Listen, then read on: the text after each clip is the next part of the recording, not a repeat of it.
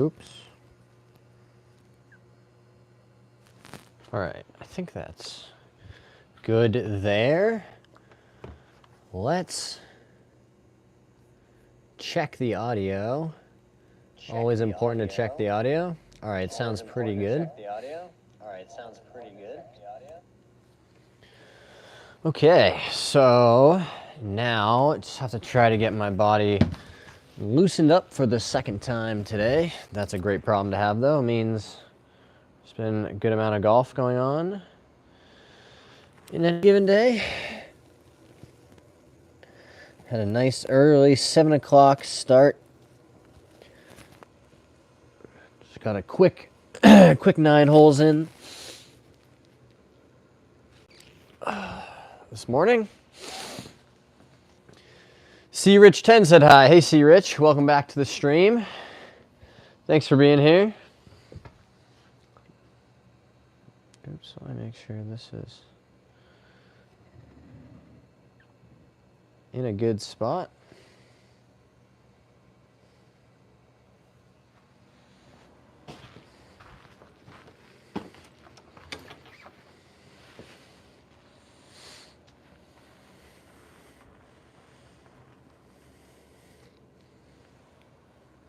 I am going to move these clubs because, you know,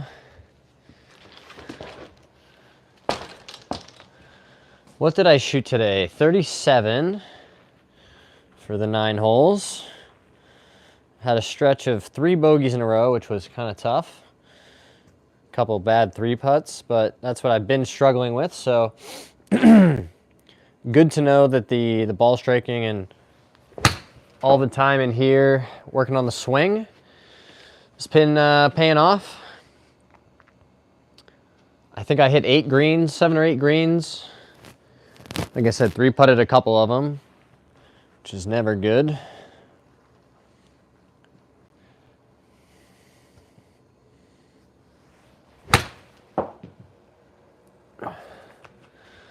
Oh.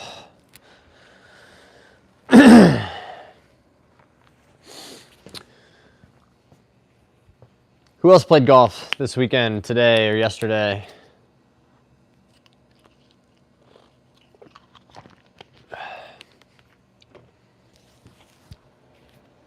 What I'm going to keep working on is all the stuff that we've been talking about in the last few streams, right? Really trying to keep working the lower body.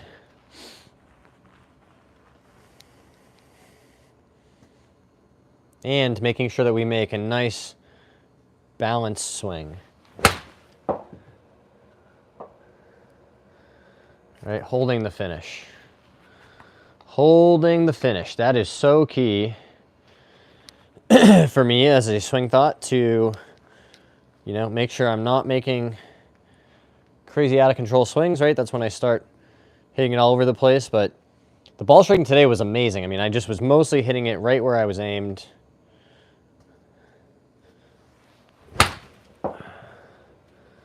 Couple missed clubs here or there, like, you know, one time I got the wind wrong on a tee shot and I hit it through the fairway into a fairway bunker. But even then, I hit that on the green and 3-putted it from nowhere, you know, 30 feet. Pretty exciting. You guys will probably see in a video at some point. I had like a, you know, 30, 35 foot putt for birdie. And then I had like a 22-foot putt for par. So the lag putting, it definitely needs some work. I spent some time after the round working on that.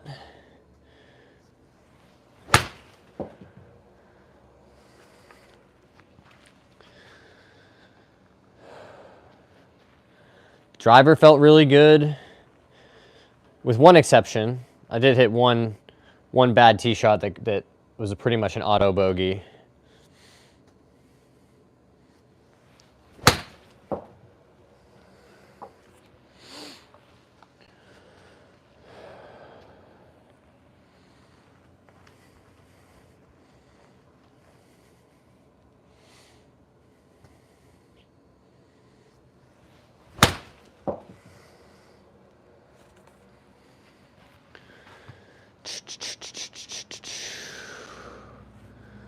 Oh. Can you draw back slow so I might understand why my shot goes right?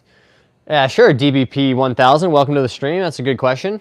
Here, let me make sure you guys can see all of us over here.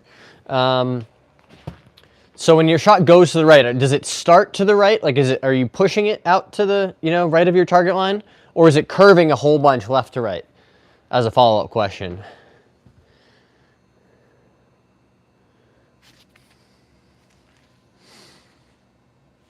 So is the ball curving a whole bunch from left to right, or is it just starting out there and kind of staying straight?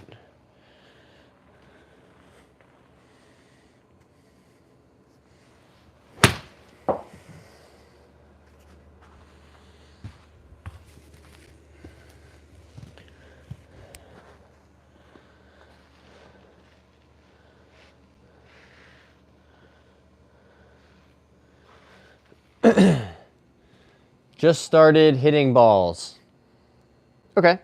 Well, let's assume the DBP 1000 is struggling with the slice a little bit, right? A ball that curves left to right a whole bunch. And I can go through in slow motion if that would help.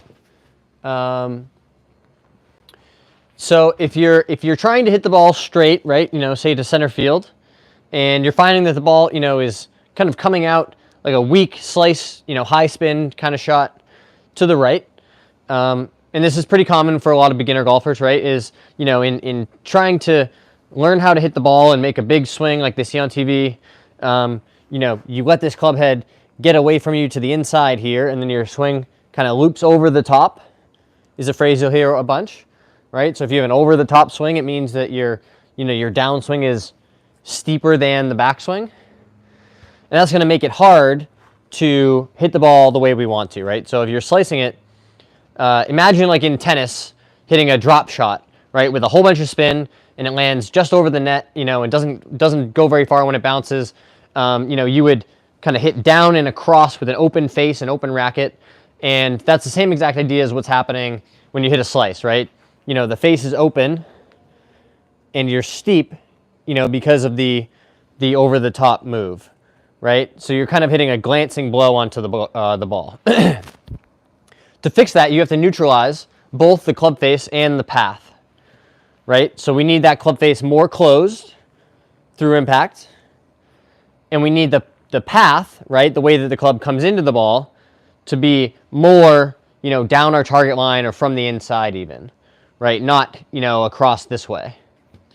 So to do that, you can exaggerate the opposite, right? So instead of letting the club head go this way and then steep, try to practice what it would feel like to have the club head stay more outside, right? More width in your swing. And then come this way, right? And create almost the opposite loop, right? And just try to feel what that would, what you're activating in your body and your hands, right? And then when you're at the range hitting balls, practicing, if you're struggling to still get the ball to not slice, right? Set up like you would, for a straight shot, and force yourself to hit some like down the left field line, right? To use a baseball analogy. That's going to force you. Your brain's going to tell your body what to do, right? If you just say, we have to hit it over there, it's got to go somewhere over there to the left, right? Your brain's going to take over, and your hands and your arms, everything's going to get going, further and adjust to hit it over there to the left. So I think it's important if you're fighting a slice to learn how to hit a draw, right? Learn how to create the opposite effect. And then we're trying to dial it in from there, right? So once you have some skill with controlling your club face and club path, hitting, big draws and big slices even, then you try to narrow it from there, right? And just, hit a draw or a fade, whichever one starts to feel more natural. So hopefully that helps with the slice question. Mr. Random, how can I get more whip action in the downswing? Timma said hi. Hey, Timma. Low-Key Scott said, what's cooking? What's up, Low-Key Scott? C. Rich, why do my long irons go low? The contact is good, but they just don't get up. All right, so let me answer Mr. Random's question. So if you're looking for, I'd be curious to hear, Mr. Random, what your objective is, right? But if you're trying to feel more of that whippiness, right? I think it's important to understand the sequence in the swing, and I'll use an analogy that I think most of us are familiar with. If you've seen like a pirate ship ride at an amusement park or a circus, right, wherever, you know, you're sitting in like a pirate ship and it goes up, right, and it kind of hangs there for a second, and it comes back down, goes really fast at the bottom, and then it hangs back up, you know, at the top on the other side, it goes fast at the bottom, back down, right? That's kind of what we're trying to replicate with the golf club, right? We don't care so much how fast it's going up here, but we do care how fast it's going when it hits the ball, right? So I think you know, the sequence and trying to understand that this club needs a second, you know, some moment, some amount of time to transition from the backswing, right? We're sending it up, we're putting energy into the club in the backswing, and then we're waiting,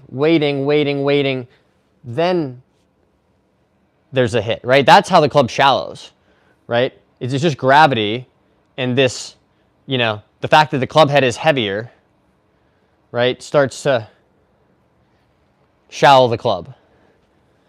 So I think, number one, it's important to understand that, you know, when you finish the backswing, let the club, you know, take a second, right? Because this club head is still traveling. It's still arcing after our hands stop, right?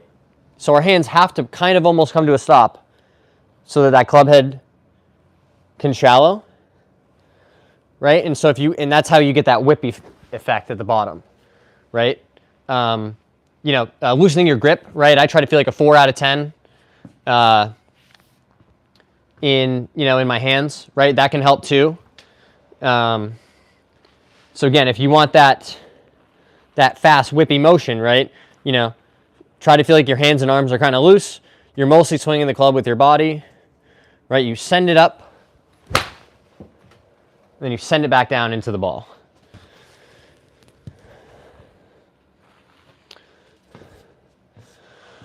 Oh, G-Does is a +8. That's awesome. I'm a +20. Joga Jota is the GOAT. You got a launch monitor there?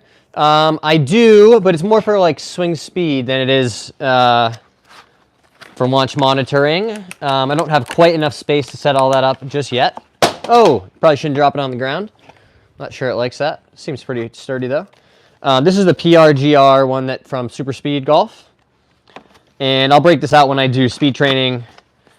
You know, if I'm going to swing driver in here a whole bunch, just try to swing it fast.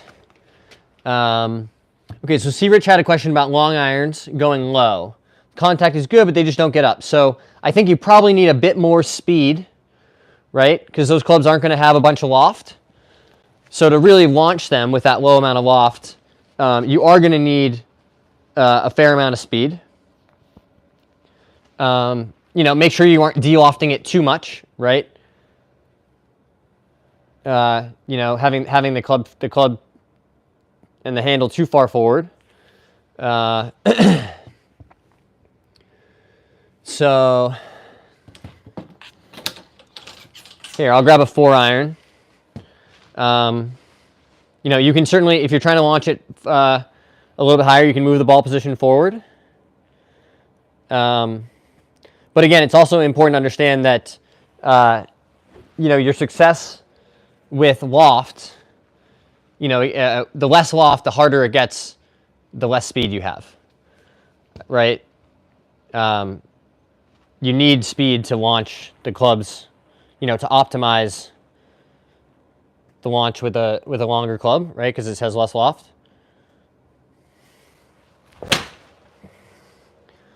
So, other than that, right, see, Rich, you know, we can try to optimize our launch conditions, which, you know, can be, you know, launching it at an optimal spin rate, right? All those things you can check out on TrackMan.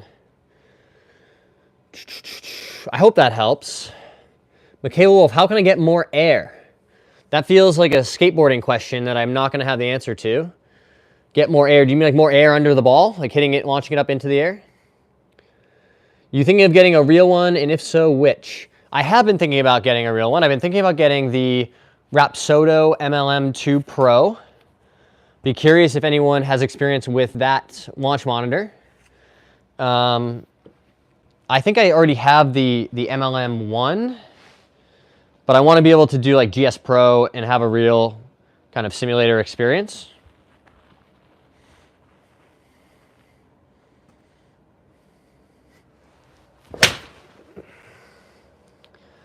And that will be tough for me, logistically for a little while, but we'll see what kind of solutions we can come up with. So you have the MLM2 Pro. What do you think about it? Tell me about it. All right, I'm going to try to answer as many questions as I can. James, what's the key to consistency? Reps, right? Doing it a whole bunch, right? Over and over and over again. But other than that, because that's not really helpful, I think it's super important, especially if you're a beginner, right? If you're just learning golf, you're saying, hey, this is cool. I want to start doing this. And this is actually great advice for anybody, so I should take that back. Because I do this sometimes, right? Learn impact and work backwards from there. Right, so the most important part of golf of the swing is how the club is delivered into the ball. Right, call it 2 feet in the backswing. The last 2 feet before the ball and 2 feet after the ball. So with that in mind, forget about all the swings you see on TV. Right, these pros with these big, long, beautiful swings. Right, grab like an 8-iron and truly try to hit it like 50 yards when you're on the range practicing. Right, make your stance, learn some grip fundamentals, right? But then you're just going to make like a waist-to-waist swing and learn impact,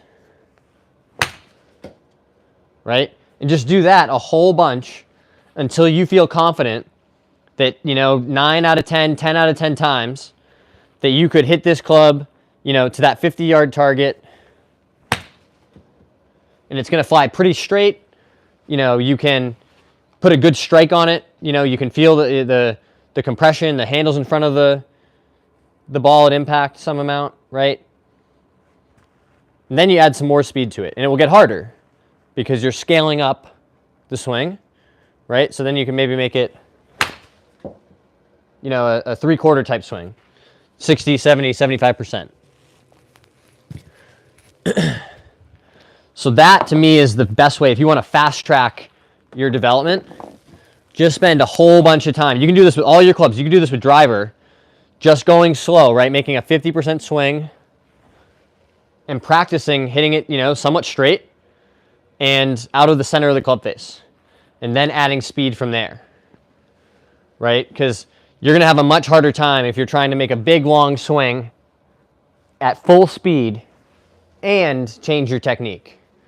Right? It's much easier to improve your technique, improve your ball striking, to just do boom. Right? And whatever it is that needs to adjust, if it's your takeaway, whatever it is, it'll be much easier to diagnose and to work on at a slower speed.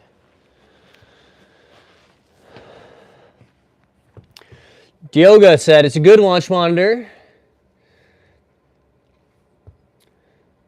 Kind of lacks numbers. It's getting club data, though. Actually very accurate if you do exactly what it says. Length requirements before and after the ball and use their RPT balls. Does the job. Not really a fan of the software, though. Many like it, but I don't. With GS Pro, it would probably be great, especially when it gets club data. If you got any questions, I'd love to answer the best I can. Yeah, so I guess my one question is how often, right? So say you hit 10 balls.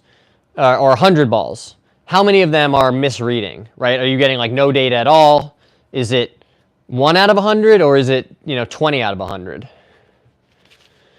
Okay, Rebel Sniper asks, why am I hitting the ball into the ground with driver?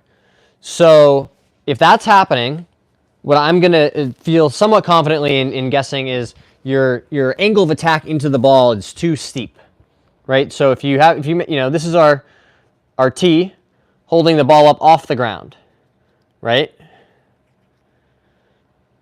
So if you're hitting it into the ground, I'll grab this 3-wood to demonstrate, right? This is your driver. If you're hitting it into the ground, right, that means that the angle that you're coming into it is steep, right, towards the ground. That's going to cause the ball to, hit into the ground, ricochet, come out of the bottom of the face, right? So what we need to try to do is get that angle more this way, right? Launching it up into the sky, right? So one way you can try to feel that when you're hitting with your driver, practicing, try to feel like the swing when you're coming into the ball is from low to high, right? You want to feel like with your chest, when you come through the ball, you're launching it up into the sky, right? You know, so when I come through, my chest is pointed up that way, right?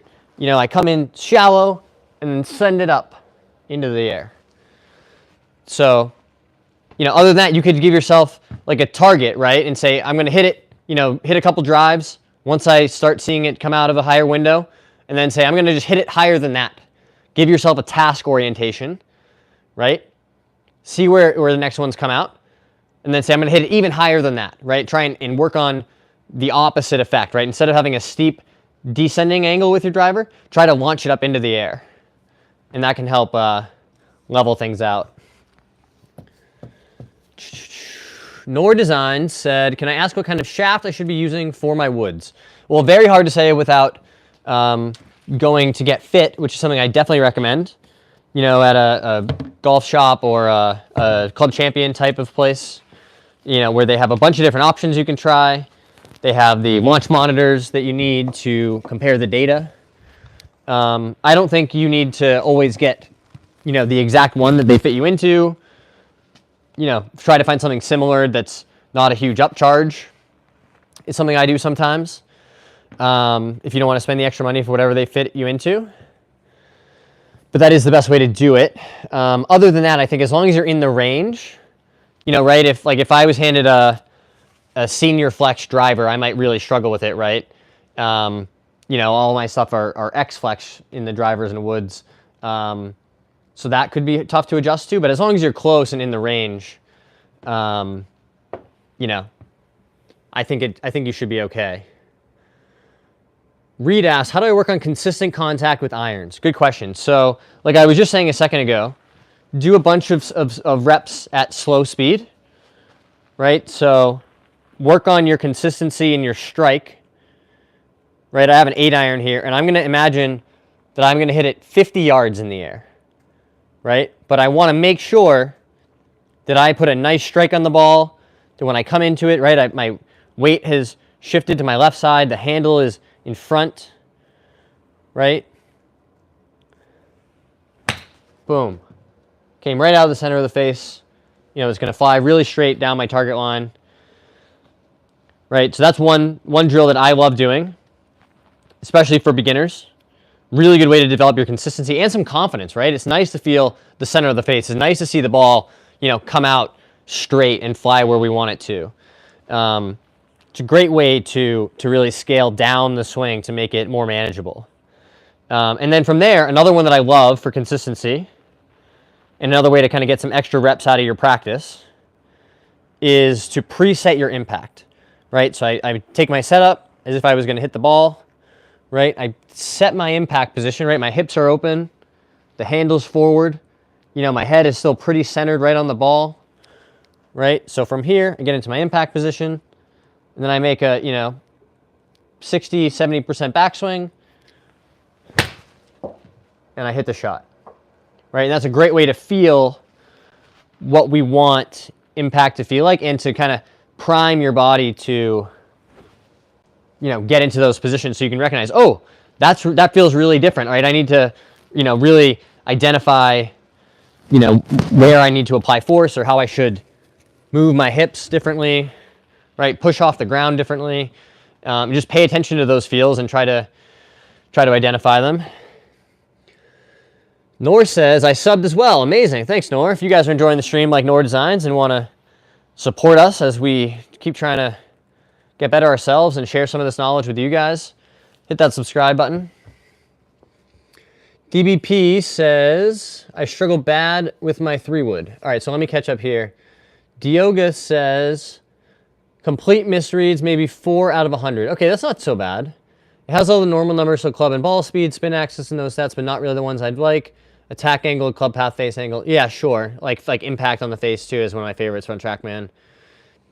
5-meter difference than I thought it would be, but not often the complete misreads. Okay. All right, that's awesome. I appreciate that feedback. And certainly it's the right price, right, compared to its peers. So if it's 1 or 2 or 3% worse, you know, sure. Every time I go golfing, my sister, aka my wife, always gets mad at me. What do I do? Well, that sounds like a complicated situation that I am not equipped to give you advice on. Why is it so hard to stay down on downswing and not lift up? It's a great question, Tom. I was just watching a TPI video about this. If you're not familiar with TPI, that's the Titleist Performance Institute, and I think it's Dr. Greg, they call him, who does some really cool stuff with the force plates and really understanding, like in 3D models, how different swings look and what your body's doing. And if you break it down simply, right, in the backswing, we're loading and then we're jumping in the downswing. But when you jump, naturally, right, if you were to jump, you would load, right? That's the backswing. And then jump, that's the downswing, right? But when you jump, your arms come down and then swing up to help you generate upward momentum, right? But the golf swing is completely the opposite, right? So in the golf swing, our arms go up as we squat down and then come down as we jump up.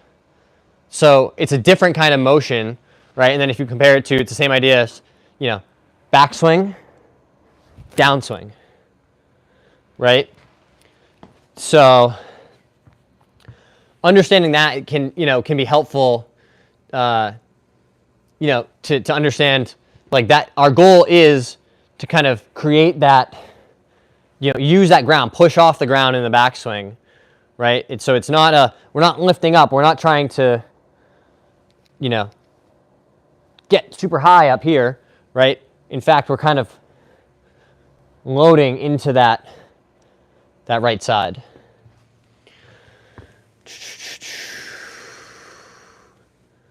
Come on, people, get his likes up and sub. I just subscribed. Oh, that's awesome. Thank you much, DBP1000, for supporting us. Joseph DeSalvo, what if I'm left-handed?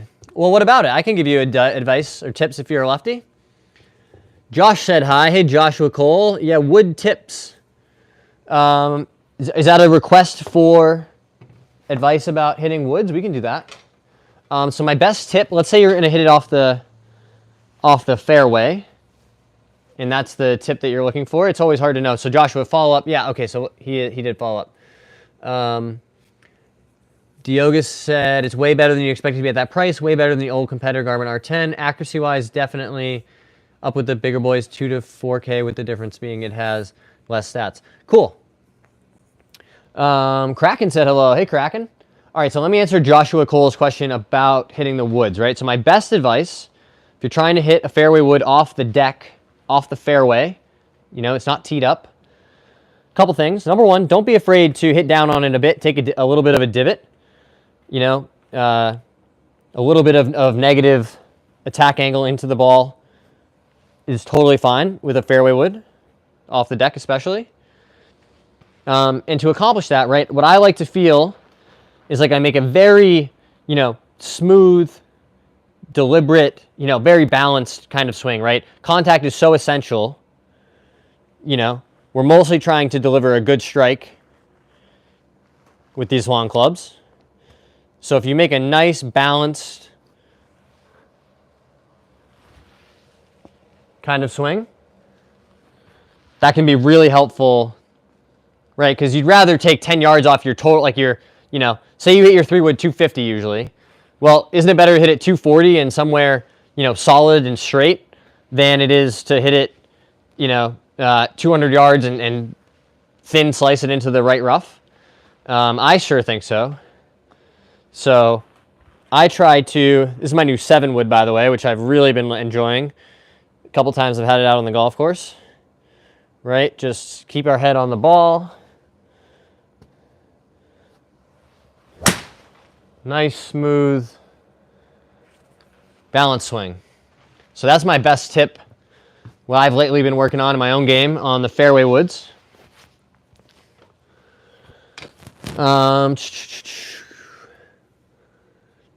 Diogo, I really appreciate all the commentary on the Rapodto. That's pretty cool. I am really excited to be able to check that out sometime soon. Important to stay hydrated out there. Crosby Dog said, bro. What's up, bro? You're welcome, Joshua. First year is free. That's cool. Crosby Dog said, I can't chip for my life. Do you have any tips? I do have tips for, sorry guys, if I missed your question, I am just trying to catch up on the chat. And stay hydrated. What's my handicap? Currently it's like 1. Between +1 and 1. Usually. Like last year I was around 0 most of the year.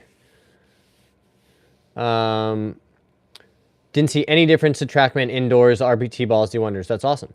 Okay, so Crosby Dog, your question about chipping. I think if you're a beginner and you're struggling with chipping, the best advice or tip I would give you is understand, number one, our objective primarily is not to get the ball close to the hole, right? Our job is to get the ball on the green. And that's, call it, imagine a 50-yard circle around the green. So anywhere within 50 yards of the green, you know, this is true pretty much, you know, 100 yards, right? But especially true 50 yards and in. We want to make sure that our next shot is from the putting surface. So to do that, I think it's really critical to develop a shot that you feel you can reliably, you know, hit some, you know, varying distances within that range, right? Call it that 40, 50-yard circle.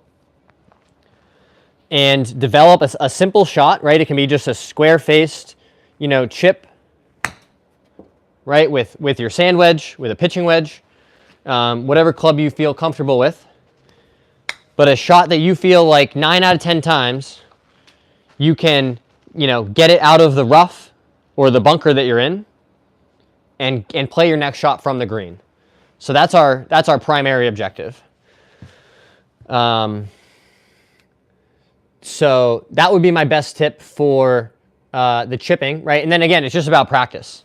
The technique is not overly complicated, right? You know, I play them mostly like, you know, somewhere towards the back half of my stance, you know, with a slightly open stance. I bring my feet together, you know, keep my weight maybe 60% on my front side, trying to stay pretty balanced. And then it's just a, you know, a slower speed, smaller version of the regular swing, right? To hit kind of a standard chip, you know, where the shoulders and core are hitting the ball, right? You don't need a ton of wrists, a ton of arms when you're chipping. You know, a good feel can even be just make it like it feel like a bigger putting stroke, right? Just, you know, you're just putting with a lofted club. That can be, you know, a good feel sometimes too. But whichever one, you know, feels most comfortable to you, spend some time, grab, you know, a dozen balls, dump them out around a green somewhere you can practice, and, you know, try to develop that shot that you feel like, you know, okay, I have a 10-yard shot onto the green.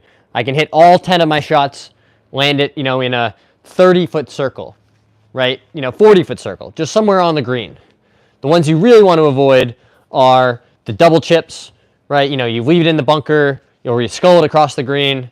Those are the ones that are super, super detrimental to our scoring potential.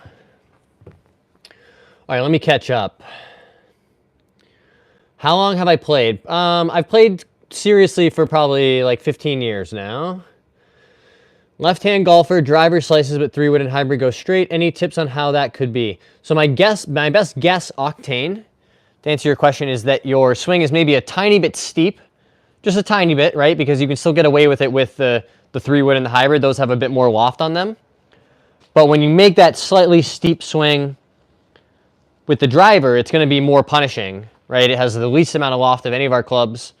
So that little bit of steepness is going to exacerbate that, you know, for you as a left-handed player is a right to left slicing ball, right? So because driver is different, it's teed up off the ground. We need to make a different swing to, you know, optimize our launch on it. So what I imagine, you probably have a really effective swing with your irons and even all the way up to 3-wood, right? Delivering, you know, a descending blow on the ball, right? You know, some shaft lean and impact. But with driver, we want the opposite, right? We want to, you know, shallow it out and add attack angle, right? Positive attack angle at impact. You know, more feeling like we're hitting from low to high, right? So try that, and then if that's, you know, doesn't straighten it out, try learning how to hit some big draws, right? Teach yourself the opposite, right? So for you, you need to get the club face, you know, closing more and neutralizing. I think it's probably mostly path, though, just a little bit of steepness. A leader says, I have a great golf swing, but I slice every shot. Strong grip, closed club face, and inside club path. Please help. I don't know how all those things could be true and have you still be slicing the ball, a leader.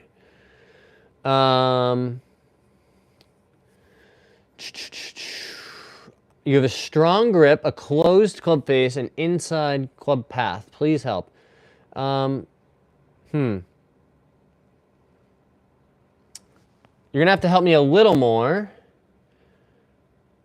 because I don't know how you could still be slicing it if the face is shut.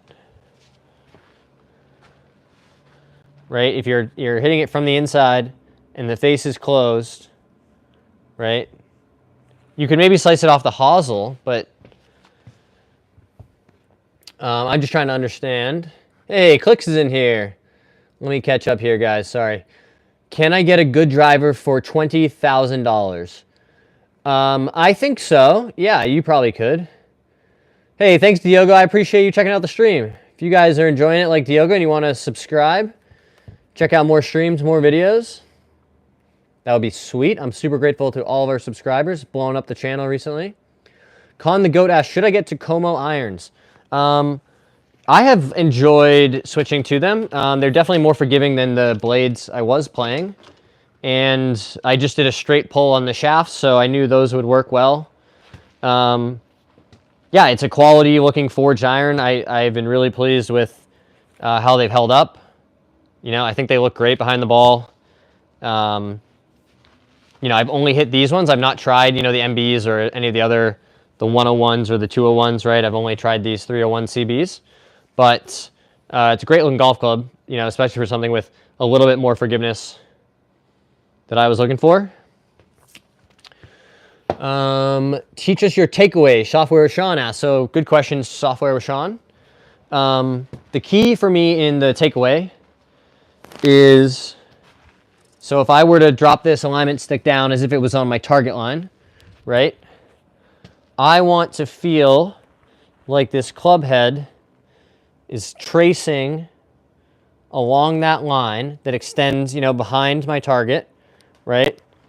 And the club face, right, that angle, when you look at it on the camera, is in line with my spine angle here, right?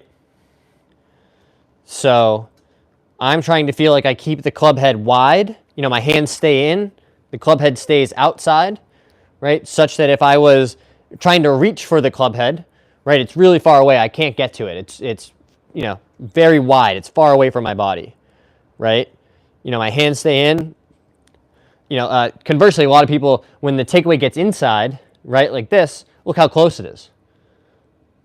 You know, right? We don't want that. We want the width. We want the handle in here, the club head out there to allow the club to arc and then hinge up in the second half of the backswing. So that's my mini tutorial on the backswing, Sean. Hopefully that helps. Artoria says, torque for us, not for you guys. LeBonbon asks, what's my handicap? Currently about 1. Click says hi again. Sorry, let me catch up. Where in my stance should I put the ball when hitting woods and hybrids? I think like like a ball forward of center is where I try to play them, right? So I play, you know, most of my irons like pretty close to the right in the center of my stance, right? If I were hitting, you know, a 2-iron or a wood, it's probably there, you know, right? About 1 ball forward of center. You know, you don't want to get it going too far forward, right? Because then you're going to have to be, you know, really leaning forward to stay on top of it, or but I think, yeah, I think a lot of people could benefit from a little more attack angle with their woods and moving it slightly further back in the stance. Artorius going off in the chat. Interesting. MLM2 says, I can't hit driver to save my life. So driver, again, is, is a different animal. We got to treat it like it's different. I do think it's important to learn to embrace your driver. Find a shot that you can hit somewhat consistently, and it can be a big fade, it can be a big draw, but there are going to be times when it's going to be advantageous to advance the ball as far down as you possibly can. So I spend a lot of time practicing driver because you can lose a whole bunch of shots, right? If you're hitting in hazards or if you're hitting it all over the place. So again, like I was saying earlier, if you're really struggling with driver, just slow it down. You don't have to practice driver at 100% speed, right? If you're hitting it all over the face, on the toe, on the heel, if you're hitting it thin or skying it, right? Just tee it up and try to hit it 100 yards with your driver, right? And just make a swing where you feel pretty confident that you can, hit it on your target line, and hit it in the center of the face, right? That could be truly like a, waist to waist type of swing, right? And you just break it down, make it smaller, and learn how to hit the center of the face.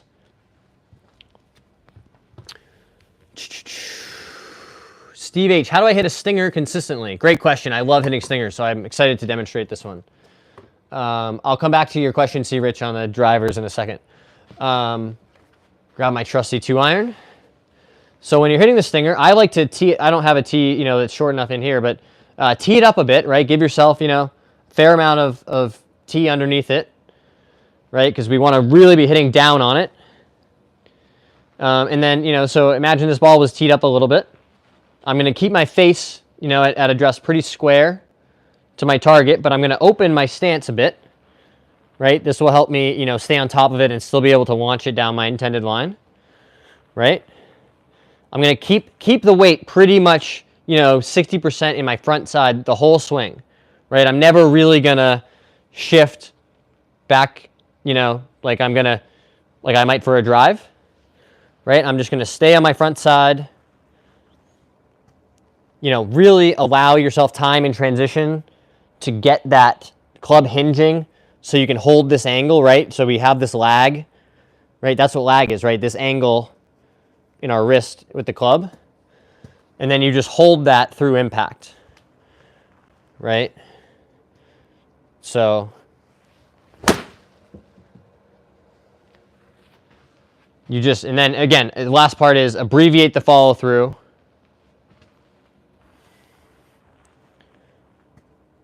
And try to feel like you really are, hitting down on the back of it. So something like that. And just play around with it, right? You can play around with, hitting it super low and hitting a big slice or a big draw. That's how I learned how to hit these shots and how to, improve my swing. Is, just playing around, right? Just trying to get on the range with a buddy and say like, hey, let's try to hit the lowest, biggest hook we can, right? And that's how you really start to develop, the skills, right? Where's my club face? What is it doing? How do I produce those shots, right? It makes it a lot easier to then say, okay, well, now if my goal is to hit it straight, I know how to do that because I know where the club face is at, right?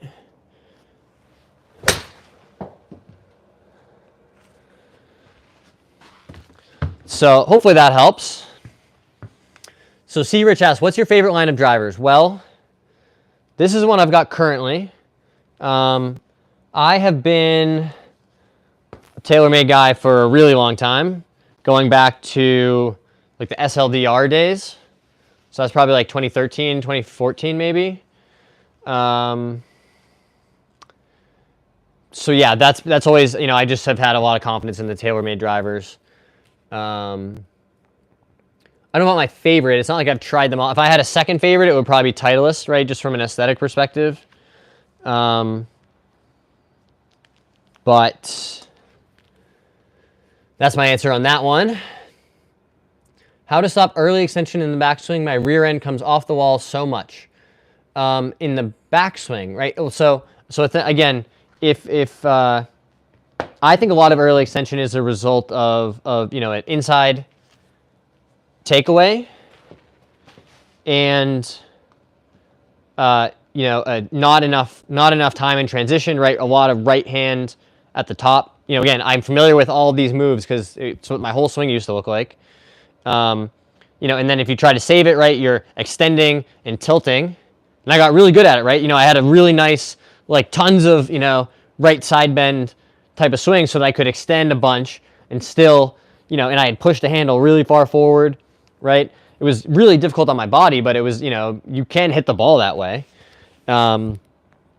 So I think a lot of fixing it for me was, number one, understanding we need time and space primarily, right? So, and to do that, I used to get all kinds of stuck, right? Because the club head gets in here and it's close to your body, and then to get out of the way, right, you're going like this. So keeping the club head on a wider arc, right, around, outside my hands here, and just wider all the way around, right? Giving myself more space, right? This is the space that we're trying to create. So that allows us space. And then in transition, allowing the club some amount, like just that fractional second, right? To almost just hang there in space before we start the downswing, right? That's really where the club shallows. And then, from there, then we hit it, right? But if you get too excited like I used to and you go, okay, it's time to swing, boom, lots of right hand, what happens? Club gets steep and outside, then we're extending to still be able to hit it down our target line, right? But it's much easier, as I finally have learned, right, to just give yourself the time to stay right here. And again, I'm perfectly balanced and rotated, right? I'm not, I haven't gotten any closer to the ball through impact or throughout the swing. It's way easier on your body. So that's my answer on the early extension and trying to, break it down a little bit and share some thoughts. So hopefully that helps.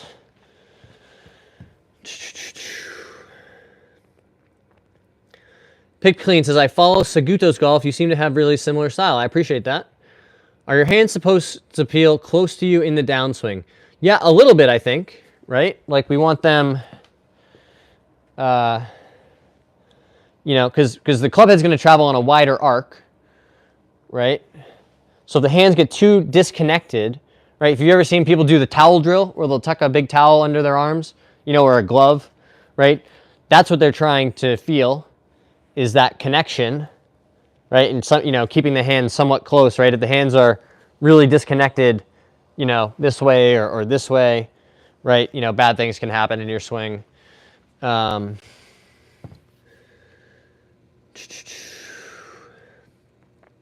Steve, my man, I appreciate the advice. You're welcome, Steve.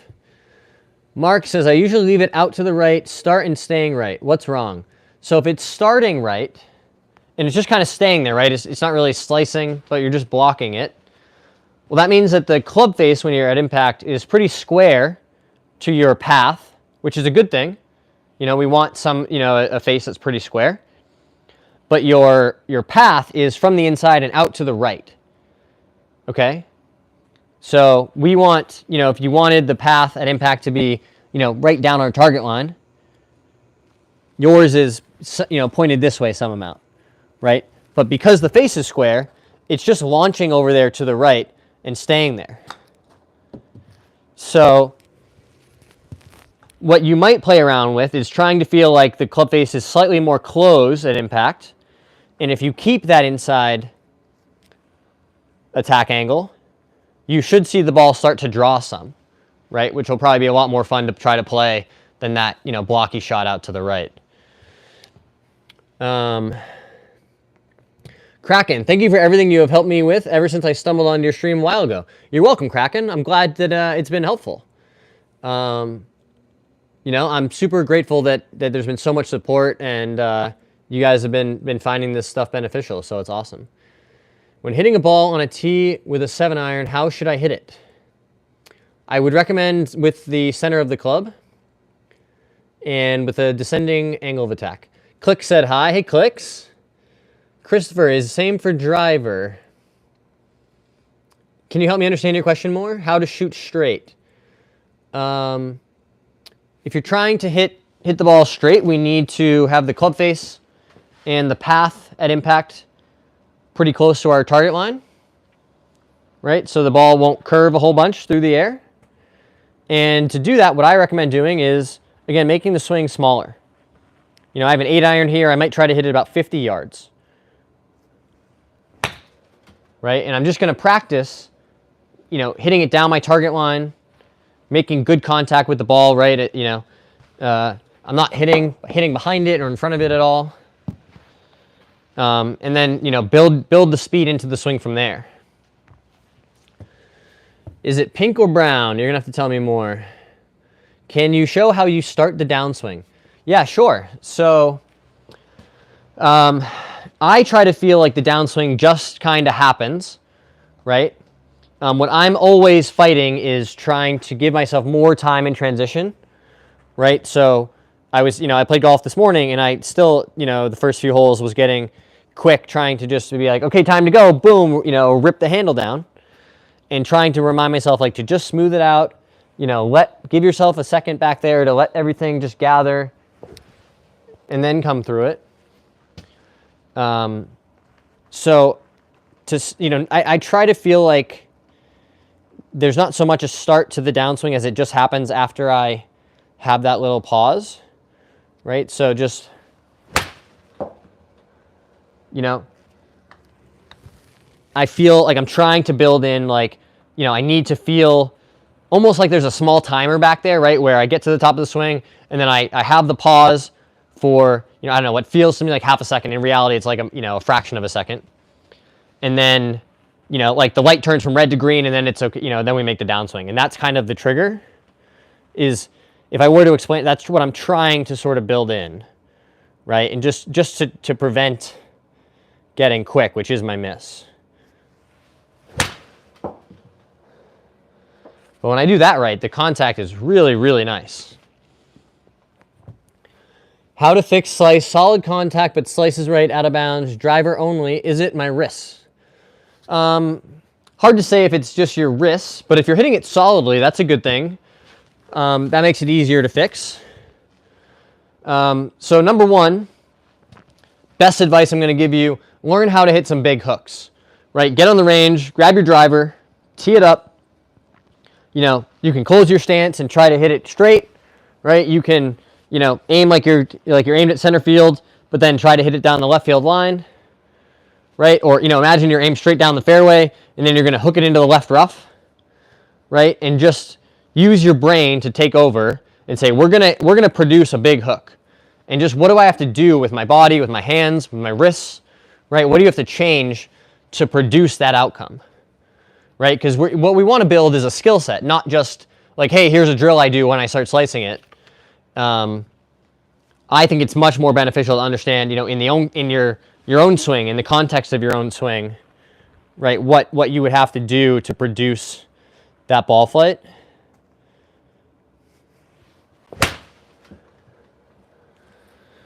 And I think that's a great place to start, especially if you're already making solid contact. Lucas says, I need to stop chunking the ball with my low irons. Yeah, so this is super tough, right? Especially, you know, with those longer clubs. I'll grab my 4-iron I just had out a second ago. Grab this 4-iron because, again, our inclination, right, our instinct is to try to help it up into the air, right? To lean back and say, okay, we got to, you know, there's not a lot of loft, right? It looks scary back there, you know, when you've got a long iron. You got to remember, that club has, well, not as much as our other irons, it still has enough loft to do its job, right? And our job is to do what we do with our other irons, right? To make a balanced swing where we deliver the club into the ball, right, with some amount of the shaft leaning forward and, you know, pretty close to, you know, with our long irons, like close to neutral, but, you know, some amount of descending angle into the ball, right? So that's our job. The club is going to do its job with the loft. And again, you want to just make a balanced swing, staying right, you know, right here, centered. Boom. I mean, that was pure, guys. That was flush. You know, so again, just stay centered and balanced. You know, don't try to help it up into the air, right? A good way to practice this, practice hitting some knockdowns. If you're feeling like you're chunking it, right? Practice, you know, like a Tommy Fleetwood kind of swing, right? Where you're really, boom, you know, cutting it off. That's going to force you to keep that low point forward of the ball, right? And practice, you can, again, like I said earlier, slow it down. You don't have to do this at full speed. You know, grab your 4-iron and say, I'm just going to hit it. I'm going to hit a little knockdown that goes like 60 yards in the air and just go boom. Right? And practice it that way. So all this stuff is scalable. You don't have to do it at full speed. Mark asks, I notice I hit it best when I let my wrist do what feels natural at the top with a pause. From there is the feeling hands to pocket, then throw. Yeah, pretty similar. Yeah, exactly. You know, for me, it's less hands to pocket and more just like feeling some slowness in transition, right? I don't have good feels. Like some people, you know, getting their elbow in front of them is really helpful. But yes, exactly, right? It's, you know, if this is our backswing, right, then the transition is the club, you know, lowering, right, in order to, you know, add that angle and get the low point forward, right? The club has to come back down, the arms lower, and then that's when the right hand, right, it's just from here to here that we're giving that right hand for speed at the bottom, right? But it's mostly a left side, you know, lead side type movement. So yeah, Mark, I like how you described it, right? You know, it's hands come down some. You know, if all the way to your pocket is helpful for you, then, you know, feel free. But it's, you know, backswing, some amount of lowering, and then boom.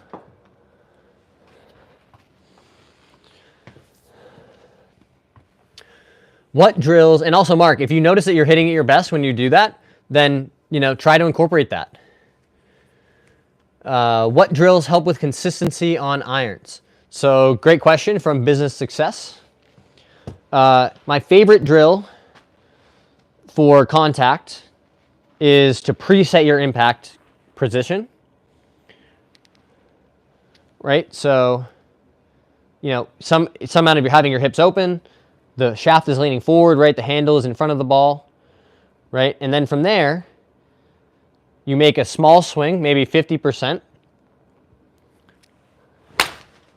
And just notice, you know, how different that feels to have preset that condition and how much easier it is to get back to it.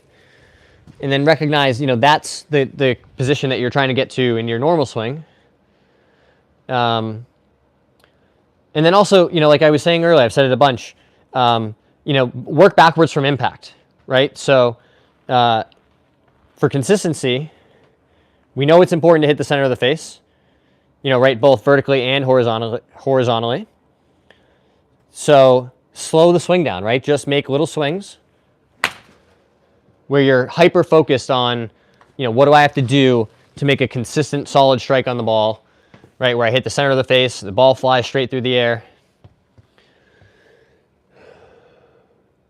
Takeaway with longer clubs more shallow than say mid short irons. Well, yeah, definitely, right? Because even on the same plane, because the club is longer, right, and the Y angle is flatter, all these things, you know, we're standing further away from it.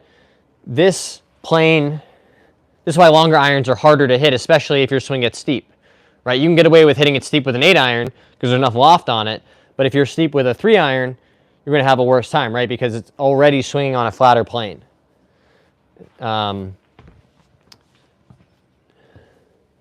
What net is that? This is the Net Return Pro.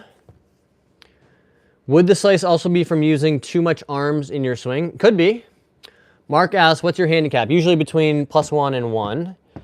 Game Grid TV said hi. Hey, Game Grid TV. Daniel asks, how do I get better at chipping? Good question, Daniel. So my best chipping advice for you is going to be develop a shot that you feel comfortable that 9 out of 10, 10 out of 10 times you can play your next shot from somewhere on the green, right? That's our number one goal in chipping, is not to, you know, leave it in the bunker, leave it in the rough. You know, hitting it to 30 feet on the green is a better result than leaving it in the rough, most of the time. So with that in mind, if that's our objective, and you're just getting started, right, I think it's really important to focus on developing a consistent shot that you can play on the golf course, right? It can be a pretty standard chip, right, with the face square, right, and you're just kind of, making a small version of the swing. Whatever feels comfortable to you once you get out there and start practicing. But, from there, it's just about reps, right? Grab a dozen balls, drop them around the practice green, start chipping them on, and just develop that shot where you feel like you can consistently get the ball on the putting surface with your next shot. Mark, any tips for improving inside 100? Do you have any other stuff to plug? I do have tips for that, and the only thing I have to plug is my Skillist coaching page. We've been doing online lessons there for a little bit now. So if you're interested in, one-on-one coaching with me in a more, in-depth, detailed format than these live streams, that link is in the bio of our YouTube channel. We've had some awesome reviews and success from people checking that out already. Again, just I'm not a PGA professional, but I know how to actually get better myself, right? Without having somebody watch you all the time. So it's been pretty successful. That's the only thing I would plug. But like and subscribe to the channel as well. So then, Mark, my tip for improving inside 100 yards. I have one. I think it's still in my golf bag actually. A wedge matrix, right? Some of you guys have heard of this idea. I've talked about it before on here, right? I must have put it somewhere.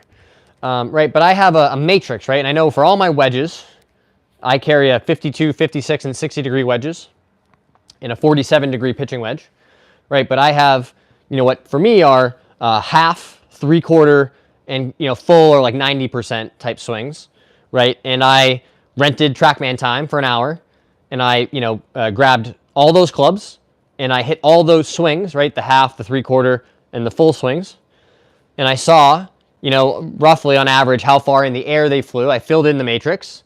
So now I know, right, say I have a 70-yard back pin, but I don't want to hit it long, right? Well, I know that I can hit it about, 65 yards with a half swing with my 56 degree, right? So I don't have to worry about, well, is it a 65% 60 degree? It just, I have a shot that goes that far for the shot I need, and I just have confidence that I can execute, all of those swings with those clubs and have a pretty good idea of how far they're going to fly in the air.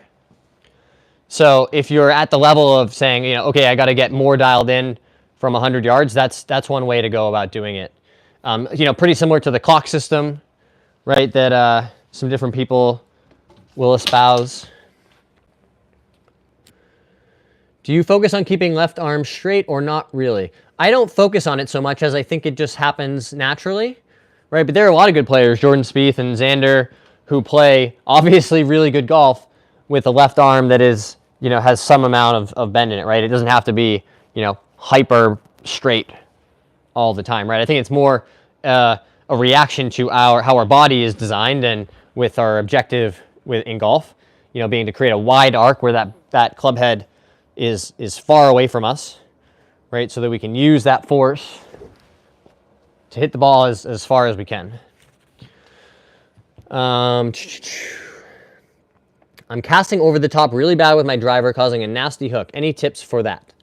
So yeah, if you're casting with the driver and hitting a hook, right, that means you are getting the face shut, but some amount of, losing the angle, right, throwing the club from the top, right, is what you're describing.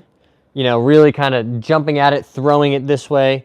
Face is getting shut, right, so we're hitting a nasty hook, right? Couple things we want to work on to functionally, right, change the ball flight, but then also, technique-wise to work on to stop the cast, right? So what I want you to start by doing is grabbing your driver and making some, lead arm only swings, right? So if you're a right-handed player, just your left hand on the club, right? And hold it out in front of you. You're going to swing it back, make a backswing, take a step forward at the same time, right? And then swing the club through, right? Just your lead arm, step through, lead arm swing only, right? And what you'll notice when you do this is your body sort of naturally sequences itself. When you give it a little bit of motion, right? You'll notice your hips start moving as the club is almost, still moving backwards, right? Or transitioning. And that can really help start to feel like, oh, I need that time in transition to let my lower body clear out of the way. Because the cast is mostly a result of your right hand or your trail hand getting really active in the downswing, right, and pushing the club on the handle. If you're applying force with your trail hand, the club's going to go out this way, right? That's the cast. And then you're doing it with the face shutting, so it's also hooking, right? So do some of those swings. Really feel like, the right hand is only doing 20% of the work, right? And it's mostly the left hand. Give yourself some time in transition. And then from there, what I'm also going to ask you to do is, as you're working on those feels, learn how to hit some high fades, right? When you're out practicing and you're working on, slowing that transition down, say, oh, and by the way, I want to hit like a high fly ball to right field. Because you also want to teach yourself to control that club face. And what you're doing currently is getting it really closed. So by learning how to hit the ball the opposite direction, with the left to right flight, I think that could be really beneficial for, trying to hit the ball straighter overall. Does your left hand knuckles face down while you swing across through? Yeah, a little bit, right? I think that is sort of the natural hitting position, right? These knuckles are, starting to rotate over, mostly past impact, right? The impact position is not all that different from the setup position, where our knuckles are, not facing down as much, right? More on top. But if that's a helpful feel for you, right, to get that wrist turning down and closing the club face, that can certainly be beneficial. My trail foot is on tiptoes at impact. Pros' feet aren't. What can I do? Good question. So I think it's a great already that you've identified this, and you have a process where you're saying, okay, I know what the pros, what their tendencies are, and I know what mine is. Why is it different? That's a great way to start diagnosing and improving your swing independently, right? Self-service.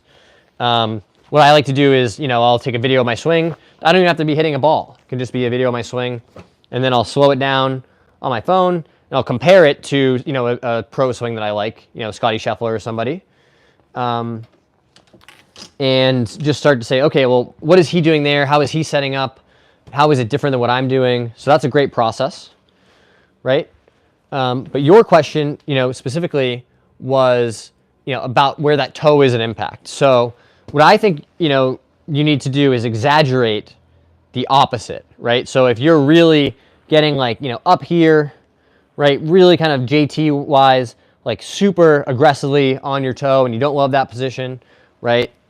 Well, start to feel, tell yourself, I'm going to keep that whole foot on the ground the whole swing, right? It's going to feel terrible and awkward because you've developed this motor pattern where that toe is really, extending towards the ball, right? Getting up on this toe is kind of what you're describing, right? And that can be a tough spot to hit from.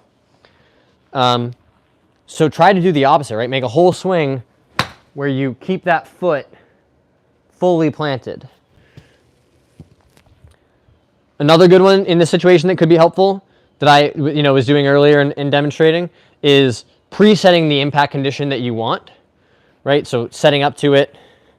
For me, it's something like this, right? My hips are open, my head is right in line or slightly behind the ball, the handle's forward, right? This would be a perfect, impact position. So I'm presetting that. Then I would make a small swing and try to, develop getting back to that. And you could practice just even without hitting shots. Just if your impact position is currently, maybe something like this, right? Well, what do you want it to feel like? You want to feel like that foot is a little, more banking, right? That knee is staying, isn't going this way out towards the ball. So that's a couple things you could try. Can you, oh, sorry, let me catch up. Harry says, with your mid-irons or driver, you have the ball forward in your stance. Do you sway to the left to not top it? No, it's not a sway to the left, right? But in order to move the low point in front of the ball, right, there is a lateral shift in the downswing, right? And a good way to think about this that really helped for me is understanding that this left heel, when we transition properly, is going to land some amount closer to the target, right? This, unfortunately, guys, will be the last question we can answer. We're going to run out of time here in a second. But again, understanding that that heel has to land closer to the target, right? So when I make my backswing, right, and this weight is here in my trail side, right? When I make the downswing, it's that move, right? It's this heel landing slightly closer to the target that shifts my weight and moves that low point forward, right? Such that I can clear and come through to hit the ball. So I think that can be a really helpful feel to develop, right? Of saying, this is how, you know, it's that weight shift, that transition that allows me to stay on top of it, right? And still have some forward shaft lean to move that low point in front of the ball, even with the longer clubs. So hopefully that helps. One more chance, guys. Really would appreciate if you could like and subscribe the video if you haven't already. That really does help us out, growing the platform, growing the channel. And mostly want to say thank you to you guys. Appreciate you joining the stream, checking out the channel, watching the videos. Really, you know, helps us keep doing this stuff, trying to build this platform and see what happens next. So we're going to keep doing more of this stuff. Come back next time, and we'll see you out there.